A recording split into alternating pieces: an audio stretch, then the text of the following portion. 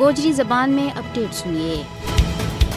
بھارت کے زیر تسلط جموں کشمیر میں غاصب بھارتی فوج کی طرفوں چھاپا محاصرہ تشدد کارانہ ساڑنوں ازدہ کی پامالی اور قتل و غارت گری ہر طرح کو معمول بن گیا ہے۔ ہر پاسے لوگ کی چھنڈک اور بارود کو تون نظر آ رہی ہے۔ لوکانہ گرفتاری تو بعد قتل کرنا بھارتی فوج کو ایک پسندیدہ مشغلہ بن گیا ہے۔ مقبوضہ ریاست جموں کشمیر کا عوام کی جانا کی کوئی قدر و قیمت نہیں ہے۔ گزشتہ 33 سالہ میں ہندوستانی غاصب فوج کے زیر اہتمام تفتیشی مراکز میں ہزاراں بے گناہ نوجوانوں قتل کیے جا چکی ہے۔ افسپا اور دوجا کاڑا قوانین کے تحت غاصب بھارتی فوج نے یہ پورا اختیارات ہے کہ وہ کسی بھی وقت کسی بھی بے گناہ کی جان لے سکیں۔ اس پر انہوں کو کوئی محاسبہ نہیں ہے۔ 1989 تو ہون تک جڑا 96,000 تو زیادہ کشمیری قتل کیا گیا، انہاں بچوں 7,000 تو زیادہ بندہ نا دوران حراست قتل کیے گیا ہے۔ کشمیری قوم گزشتہ 7 دہائیاں تو اپنی آزادی کی اپنا لو کے نال قیمت ادا کر رہے ہیں۔ اس قتل و غارت گری کو مقصد کشمیری قوم نہ نفسیاتی خوف تو دوچار کرنا ہے تاکہ وہ اپنا پیدائشی اور بنیادی حق تو دستبردار ہو جائیں۔